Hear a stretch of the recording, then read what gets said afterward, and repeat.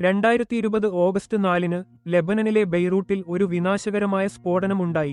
വർഷങ്ങളായി നഗരത്തിന്റെ തുറമുഖത്ത് സൂക്ഷിച്ചിരുന്ന 2750 ടൺ അമോണിയം നൈട്രേറ്റ് പൊട്ടിത്തെറിച്ചു. 2013-ൽ ജോർജിയയിൽ നിന്ന് മൊസാംബിക്കിലേക്ക് പോയ കപ്പൽ മെക്കാനിക്കൽ തകരാറിനെ തുടർന്ന് ബെയ്റൂട്ടിൽ ഉപേക്ഷിച്ചതിനെ തുടർന്ന് MV റോസസ് എന്ന കപ്പലിൽ നിന്ന് അമോണിയം നൈട്രേറ്റ് പിടിച്ചെടുത്തിരുന്നു. അപകടകരമായ സംഭരണ സാഹചര്യങ്ങളെക്കുറിച്ച് പലതവണ മുന്നറിയിപ്പ് നൽകിയിട്ടും ചരക്ക് ശ്രദ്ധിക്കാതെ പോയി.